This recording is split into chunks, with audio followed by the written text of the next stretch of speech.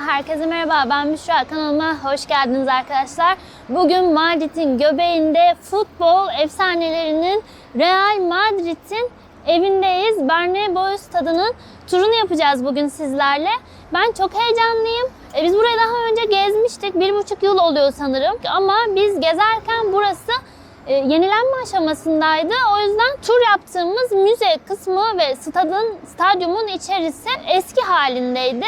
Biz yeni halini görmemiştik. O yüzden biz de çok heyecanlıyız. Ve bu deneyimi birlikte yaşayalım istiyoruz. Her adımı, her bölümü çekebildiğimiz kadar çekip sizlere de şeffaf bir şekilde göstermek istiyoruz. Umarım videomuzu beğenirsiniz. Videoya başlamadan önce lütfen abone olmayı, beğen tuşuna basmayı ve yorum yapmayı unutmayın. O zaman haydi videomuza başlayalım.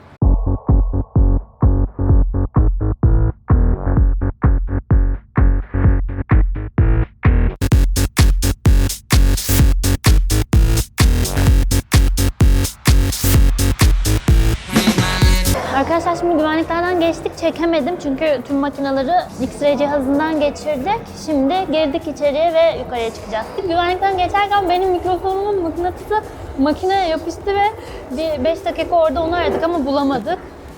Neyse kısmet artık. Gracias.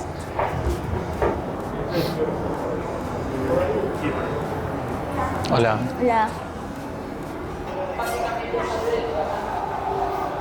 Buenas. Hola. Girer girmez de ödül karşılamaz yani. Bunu niye ayırmışlar acaba? Hangisi bu? Son alınan kupa olabilir belki. Arkadaşlar girişte direkt olarak en görkemli ve sonuncu kupa 15. Şampiyonlar Ligi kupası 1 Haziran 2024'te Londra'da kaldırmışlardı. Müzenin de girişinde direkt ayrıca sergileniyor. Burada da stadın yeni halini görüyoruz. Stad inanılmaz bir teknolojiye sahip. Burada o yüzden bu çimleri nasıl kullandıkları, nasıl kaldırdıklarıyla ilgili bilgiler var. Ve burada da stadın yeni halinin minyatürünü görüyoruz.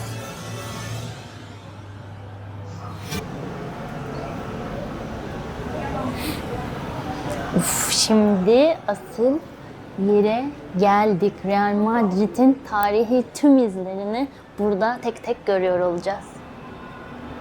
Arkadaşlar Real Madrid kulübü 1902 yılında Madrid Futbol Kulübü olarak kuruluyor. İlk başta 1920 yılında dönemin kralı 8. Alfonso Madrid kulübünün başına Real ifadesini yani kral ifadesini getiriyor. Fakat 1931 yılında İspanya'nın Cumhuriyete geçiş döneminde Real Madrid'in logosundaki taç, kral tacı ifadesi kaldırılıyor ve bir süre taçsız logo değişikliğiyle devam ediyor.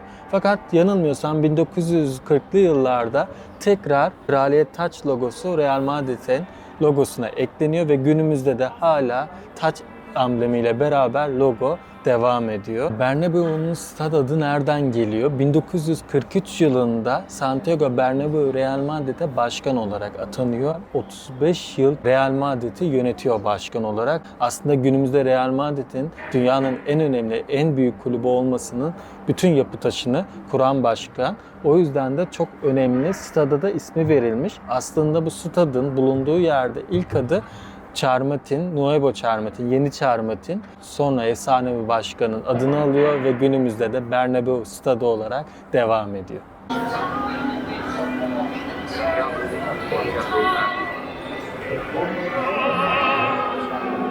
Şimdi takvim çizelgesinde 2000'lere yani Perez dönemine geldik. Perez hala şu an güncel olarak Real Madrid'in başkanı zaten. Perez geldiğinde 2000 yıllarda demiş ki ben bu kulübü Yıldızlar Geçidi yapacağım. Hatta bu projeye Galacticos projesi deniyor. 2000 yılında burada da hemen bilgisi var.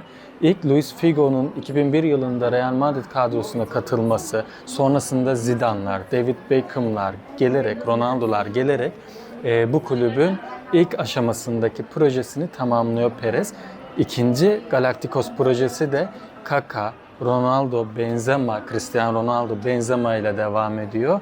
Zaten bu büyük başarıları, büyük isimleri hepimiz çok yakından biliyoruz. Burada da onların eşyalarını görmeye başlayacağız. Kimle başladık? Tabii ki Zidane. Yani Zidane bu kulüp için çok şey ifade ediyor.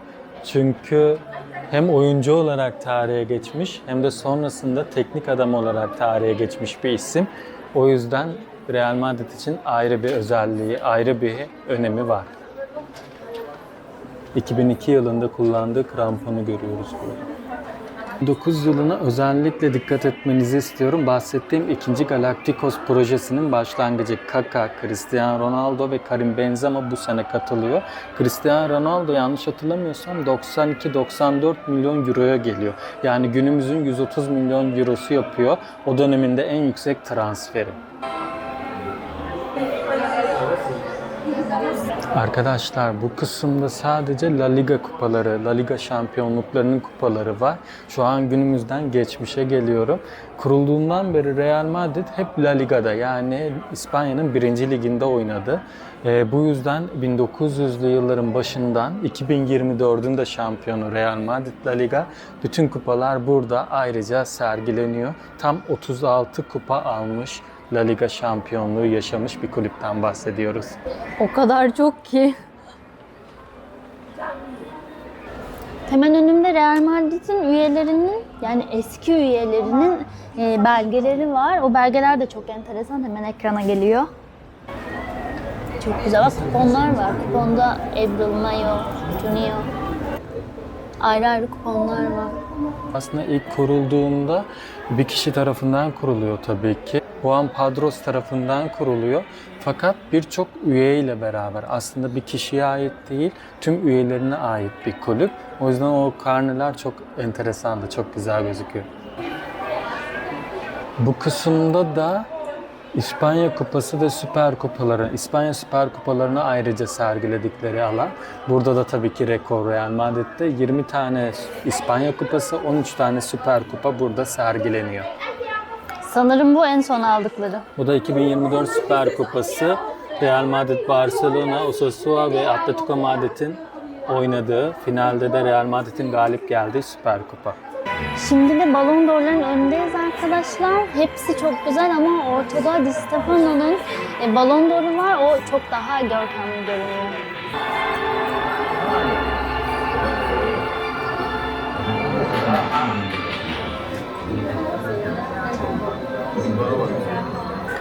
Bu köşede Bernabéu'nun tarihiyle ilgili bir film izleyebiliyorsunuz oturup. Hemen duvarda da belgeler var.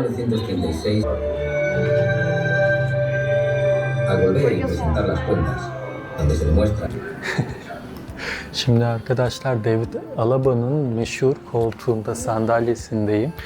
İmzalı ve forma numarasıyla beraber imzaladığı sandalye burada. Bu 2001 sezonunda David Alaba'nın ikonik sevinci haline gelmiş. David Alaba kenarda bulduğu bir sandalyeyi kaldırıp kupa gibi coşkuyla kutlamış. Bu da ikonik bir sevinç haline gelmiş. Bunu geçen sene de yapmıştı. Şimdi burada da imzalı koltuğunu görüyoruz. Bunun ikonik olarak burada sergilenmesi çok komik ya. Evet. Ama çok tatlı. Çok güzel bir anı olmuş, burada köşe Evet. olmuş.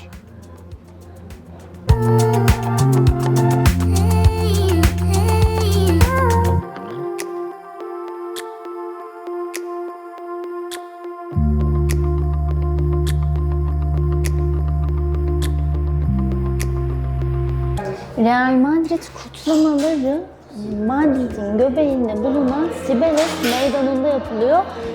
Bu heykele bakanlar sıradan bir heykel görüyor olabilir ama bir Madridistas bu heykele baktığında o kutlamaların yapıldığı günü ve onun boynuna ve başına asılan Real Madrid bayrağını hatırlıyor. Burada da o yüzden kutlamaların olduğu Cibeles Meydanı'nın fotoğrafı var. Biz de artık o heykele bir Madridistas gözüyle bakıyoruz. İsterseniz hatıra Real Madrid parasını satın alabiliyorsunuz. Bu bir jeton şeklinde. 4 4 euro. euro. Pahalıymış değil mi? Pahalıymış. Ama alalım ya. Bir daha mı geleceğiz? Hadi alalım o zaman. Ha, Kartla kartlı bir de. ödeyebiliyorsunuz. Yani. Nakitimiz Hatta yok galiba diyecektim. kartla ödüyorsunuz. Demir para da oluyor. O zaman alıyorum.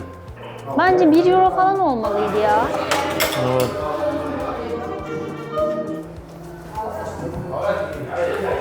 Ben de Bakayım. kupa gibi kaldırayım bari. Evet, böyle arkadaşlar. Burada I love Real Madrid yazıyor, kalpli.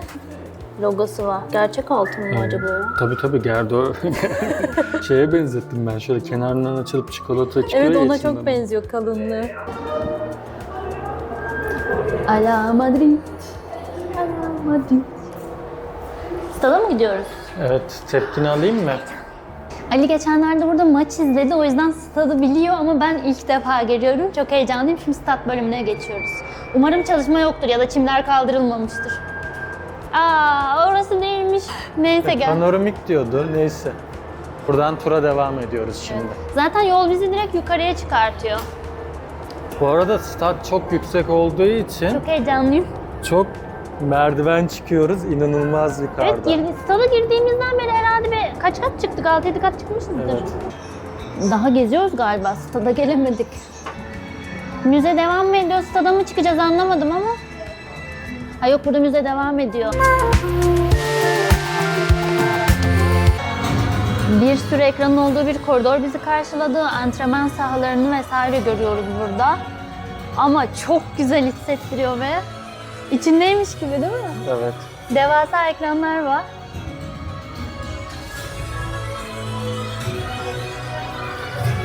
Yalnız yeni hali gerçekten çok güzel olmuş. Çok güzel buranın. olmuş gerçekten. Bak antrenman sahalarının olduğu sahaları. yer. Evet. Biz buraya gitme şansımız henüz olmadı. Ama duyduğum ve okuduğum kadarıyla çoğu futbol kulübünün normal maç oynadığı sahalardan daha iyi şartları varmış. Şimdi heyecanlandığım bir yere gidiyoruz. Futbolcuların vizyonlarının olduğu bir yer var. Hemen Arda'yı bulalım. Ancelotti de var. En başta Ancelotti var.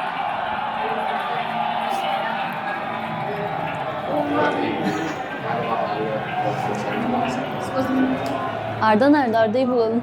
Arda 15 numara.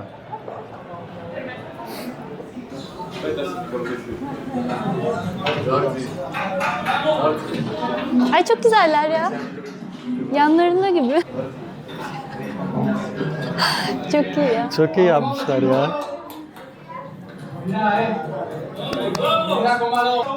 Bak yanında Çok da ne güzel. kadar süre... Ha, doğum Ay yeri çok gurur Ankara verici diyor. de değil mi ya? Biz Madrid'e taşındıktan sonra Real Madrid'de zaten sevdiğimiz bir takımdı ama ekstra bir bağ kurmaya başladık. Ama öğrendik ki bir Türk buraya transfer olmuş. Bu Arda tabii ki. Arda'nın buraya transfer olduğunu duyduktan sonra heyecanla ve gururla maçları takip eder olduk. Bir de ben öğrendim ki Arda Bolu Mengenliymiş. Ben de Bolu Mengenliyim. O yüzden sanki aileden bir kardeşimi izliyormuş gibi gururla takip ediyorum. Arda'nın bu sezon 3 golü, 3 asisti var. İstatistiklerde yanında ne kadar süre aldığı da yazıyor. İçerideki atmosferi de şöyle yapmışlar arkadaşlar. Konuşmalar, soyunma odasındaki konuşmalar birbirlerini motive ediyorlar. Vamos, hadi ekip, hadi yapabiliriz gibi. O yüzden atmosfer çok güzel olmuş. Bu hologramların olduğu odayı çok sevdik. Bayağı da vakit geçirdik burada. Hepsi ayrı ayrı çok güzel ama şimdi tura devam ediyoruz stada doğru. Hadi devam edelim. Tam bir yıldızlar geçidi ya. Çok güzel gerçekten. Vamos chicos.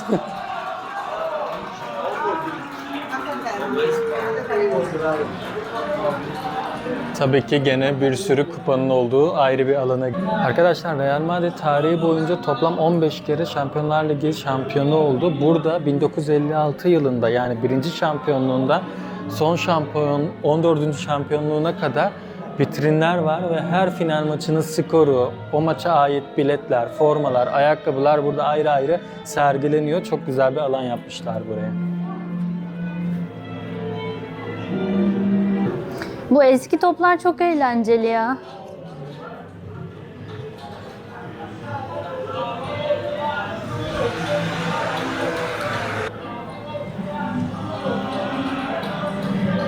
...15 şampiyonluk kupası şu an karşımızda. Girişte gördüğümüz sanırım replikasıydı çünkü burada ortada 15. Londra'da geçen yaz aldı. Bunun kutlamalarına gitmiştik beraber zaten. Evet.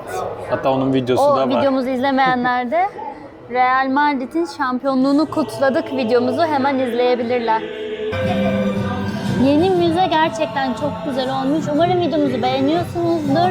Gezmeye devam edeceğiz. Şimdi stada doğru gidiyoruz ama öncesinde lütfen abone olmayı, yorum yapmayı ve beğenmeyi unutmayın demek istiyorum. O zaman haydi videomuza devam edelim. Şampiyonlar Ligi kupalarının sergilendiği yerin hemen yanında tek başına sergilenen bir ödül var. Bu da FIFA'nın Real Madrid kulübüne verdiği 20. yüzyılın en iyi kulübü ödülü. Burada ayrıca sergileniyor. Çok çok önemli, çok değerli.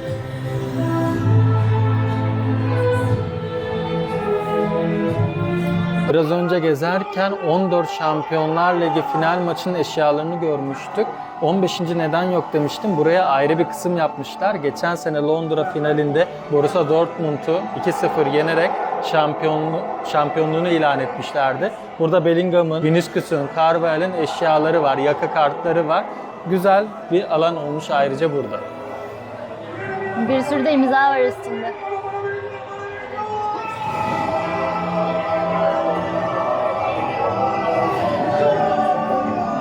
Gol gol gol gol gol gol gol gol.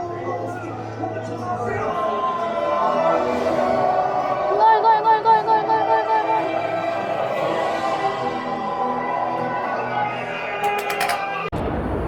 Arkadaşlar stadı göreceğiz dedikten sonra müze gezmeye hala devam ettik. Şimdi umarım stada doğru girişimizi yapacağız. Yani sürekli kat çıkıyoruz. Gerçekten. En tepeye çıktık. Bizim maç izlediğimiz yere kadar geldik galiba. Aa evet, biz 514'teydik. Burada Öyle mi? izledik. Senin maçı gördüğün açıdan mı göreceğim? Bilmiyorum ki nereden bizi sahaya çıkaracaklar. Ama biz bu kattaydık. Yalnız Bakalım. çok büyük ya. Dünyanın en büyük kulübü. Camdan gördüm de birazcık. Ya burada neden araba var? Ha, bilmiyorum ki. Ha, Stefan'ın bir şey mi var? Arabası mı acaba? Dur size de göstereyim. Santiago Bernabéu'nun kişisel arabasıymış 1961 yılındaki. Bakımı da yapılıyor.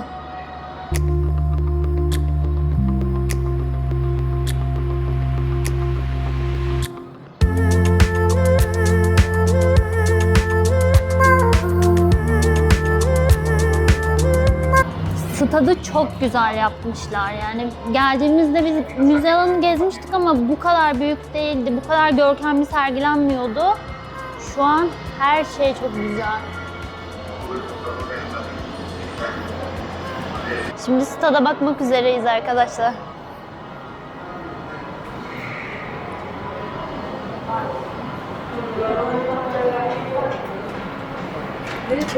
Oha, ne kadar dik.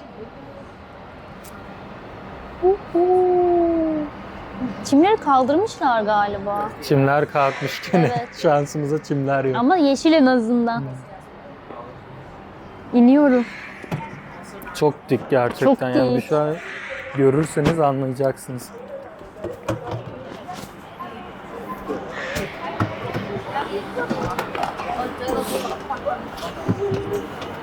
Arkadaşlar burada yuvarlansan seni kimse tutamaz. Sahaya kadar inersin.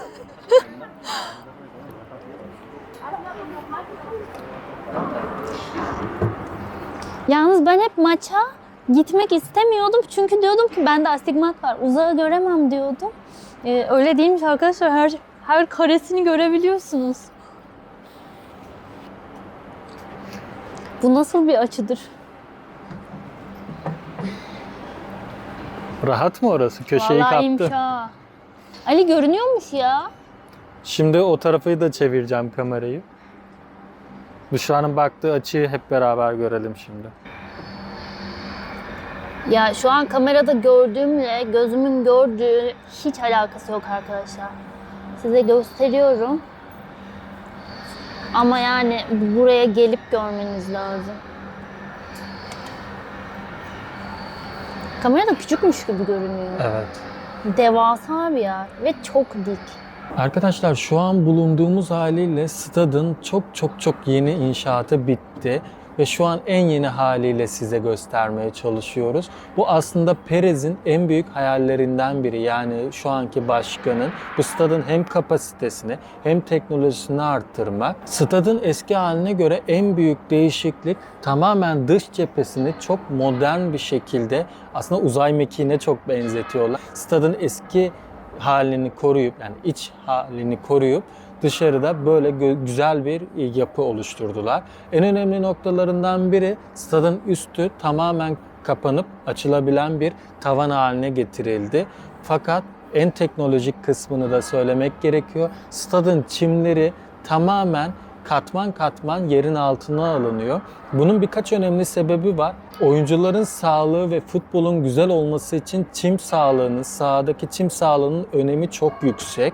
Bu yüzden stat uzun süre kullanılmadığı zaman ya da bakım dönemlerinde çimler kat kat aşağıya alınıp çim sağlığının en iyi olduğu nem oranı, sıcaklık oranı ve ışık oranında içeride muhafaza ediliyor. Böylece çim her zaman çok sağlıklı ve güzel olarak bu statta oyuncular oynayacağı zaman yüzeye çıkarılıp kullanılabiliyor. Diğer bir konu ise burada konserler ve birçok etkinlik yapılıyor. Çime zarar verilmemesi için bu etkinlik esnalarında maçın oynandığı çim gene yerin altına bu asansör sistemiyle kat kat alınıyor. Şu anda da baktığımızda stadın çimleri yerin altında, çünkü 2 haftadır Bernabeu'da maç olmuyor. Tahminim o ki bunu değerlendirmek açısından şu an yenileme ve bakım çalışmalarını yapıyorlar. Bu arada Perez ve Apple'ın yeni bir projesi var. Bu proje henüz hayata geçirilmemiş. Sonsuz Bernabeu isminde bir proje hayata geçirmeyi planlıyorlar. VR gözlüklerle evden maçı sanki staddaymış gibi izleyebileceğiniz bir proje hazırlıyorlarmış. Hangi yılda bu hayata geçirilecek? O henüz belli değilmiş ama çalışmalar yapılıyormuş. Bence bunda başarırlar diye düşünüyorum. Çok güzel bir işbirliği olabilir. Bunun bilgisini de vermek istedim çünkü ben çok merak ediyorum nasıl bir şey olacak. Ben bunu duyduğumda çok heyecanlandım. Çünkü düşünün ki evde oturduğunuz yerden burada maçı izliyorsunuz. Ama en çok Perez heyecanlanmıştır. Çünkü çok daha büyük bir kitleye ulaşacak. Evet. Yani kazanacakları parayı düşünemiyorum bile. Muhtemelen üyelik ücreti falan olur ve her üyelikten ekstra para kazanırlar. Çünkü hem Apple hem Perez'in kazanması gerekiyor. Ki şu bilgiyi de burada paradan bahsetmişken verelim. Real Madrid üst üste Forbes verilerine göre dünyanın en zengin kulübü seçiliyor arkadaşlar. Stat ücretlerinden de biraz bahsedelim. Normal ücretler var. Bir de biz Ali üye oldu Real Madrid'e maçlarının biletlerini de indirimli alabilmek için. O üyelik ücreti de farklı oluyor. Hemen onun bilgisini ver istersen. Okay. Normal eğer ki siz Real Madrid'e üye değilseniz, yani premium üye değilseniz 35 euro kişi başı bu turun ücreti arkadaşlar. Eğer ki senelik premium üye olursanız bu 28 euroya düşüyor kişi başı ücret olarak. Stat o kadar dik ki ya. Çok dik. Umarım bir gün burada ben de maç izleyebilirim. Tribünlerin oradan hemen çıktığınızda bu devre arası biz de görmüştük. Çok fazla büfe var. Böyle burada yemek yiyip sandviç alıp içkilerini alıp insanlar devre arasında faydalanabiliyor. Gerçekten adım başı büfe var ha. Böyle devam ediyor mu büfeler? Evet ediyor. Store bölümüne doğru gidiyoruz şu anda. Serinmiş. İşte bir de tepedeyiz ya.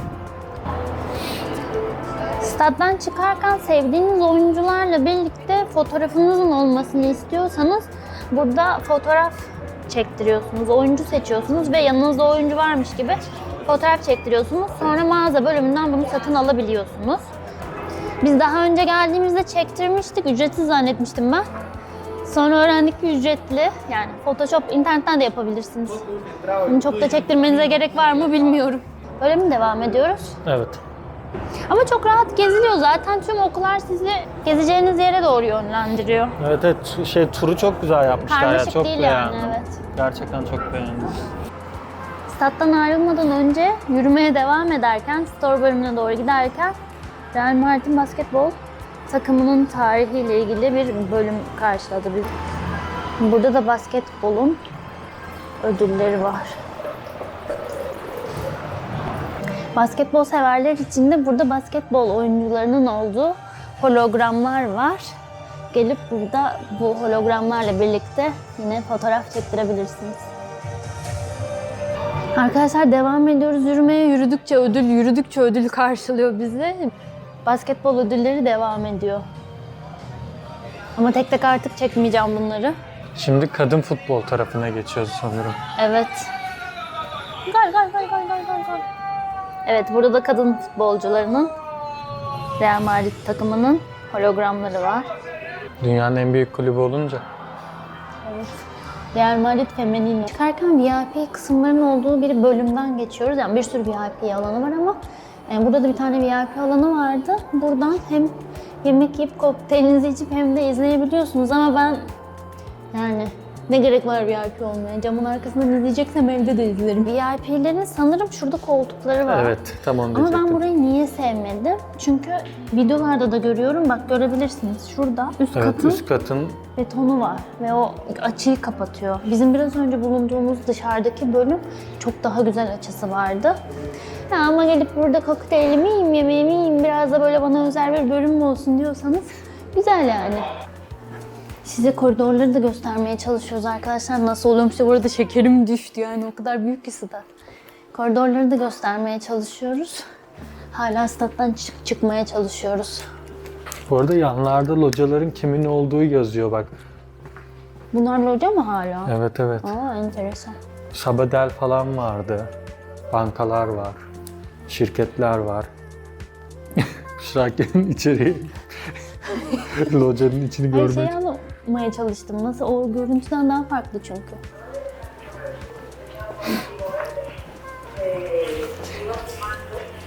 Oda burası. Adam da şok oldu. Nasıl diyeyim, bir oda, 2 kişilik sandalye var ve kenarda cam var. O camdan izliyorsun. Enteresanmış. Sana barda alkol servis edeyim mi? Allah, buranın barı bile güzel. Müze bölümü bitti. Hemen devamında yol bizi zaten Real Madrid mağazasına getirdi. Şimdi mağazanın girişindeyiz. Bu mağazada istediğiniz futbolcunun ürünlerini satın alabilirsiniz. Ya da anahtarlık, hediyelik şapka, atkı, beğeni, artık ne almak istiyorsanız alabilirsiniz. Bu mağaza Madrid merkezdeki birçok mağazadan tabii ki ana official mağaza olduğu için bayağı bir büyük. Biz şöyle hafif bir göz attık. Gerçekten büyük bir mağaza. Birazcık göz atalım. Şimdi normalde bakayım bunlarda var mı? Aynen. Arkasında bir şey yazmıyorsa tişörtlerin, siz buraya isim yazdırmak istiyorsanız tişört fiyatı artı bu isim yazdırma ücreti ödüyorsunuz. 20 euro diye hatırlıyorum. Ama burası ana mağaza olduğu için birçok futbolcunun zaten isminin yazılı olduğu tişörtler var. Hemen gidip onları bulalım.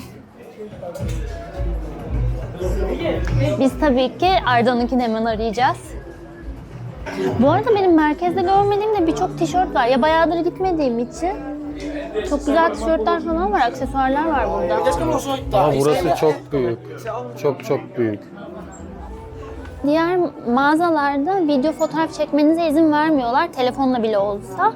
Ama burası zaten tur satın aldığınız bir müzenin sonunda olduğu için muhtemelen izin veriliyor. Biz şu an rahat rahat kamerayı çekiyoruz. Madrid merkezdekilerde telefonla bile fotoğraf çekemiyorduk. Belki de yoğunluğu önlemek için olabilir gerçi. Oralar aşırı yoğun oluyor çünkü.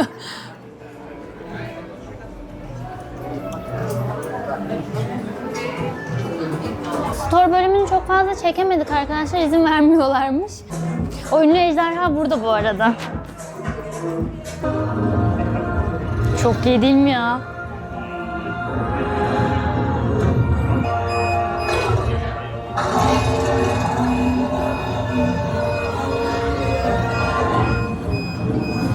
Bernabéu'ya geldiniz, tur yaptınız ya da yapmaya da bilirsiniz. Bernabéu'nun içerisine bir bar açıldı. Bu barın adı Maho. Bu bir reklam değildir. Buradayken biz bir bakmak istedik. Bara normal biletiniz olsa da olmasa da girebiliyorsunuz. İlla tur satın almak zorunda değilsiniz. Gelip burada bir şeyler içip stadı görebilirsiniz. Hadi gelin birlikte girelim.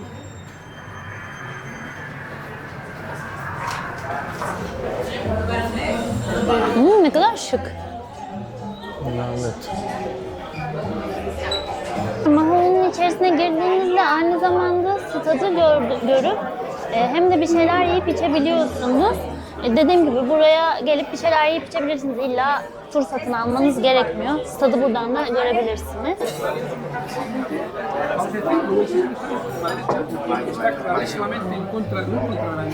Güzel, tatlı bir mekan ama ben beğendim. Acaba maç zamanı ne oluyor burası? Bayağı Maç tribün zamanı gibi. kapalı mı olur Kapalı acaba? oluyordur Ya da tahminim. full rezervasyonla da alıyor olabilir. Böyle tatlı bir alan. Stadı göreceğiniz masalar tabii ki daha az. Ama gelip görebilirsiniz yani. Çok güzel bir alan ya. Buradan dolduruyor musun acaba? Evet, kartını ödeyip kendin direkt buradan fıçıdan alıyorsun. Ya, enteresan.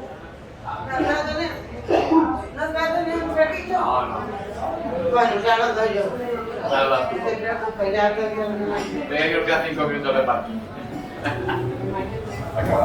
Burada da fıçıların olduğu bir yer var. Quedan 5 minutos. Arkadaşlar bugünlük videomuzun sonuna geldik. Umarım videomuzu beğenmişsinizdir. Videomuzu beğendiyseniz beğen tuşuna basmayı, abone olmayı ve yorum yapmayı unutmayın. Bir sonraki videoda görüşmek üzere. Hoşça kalın.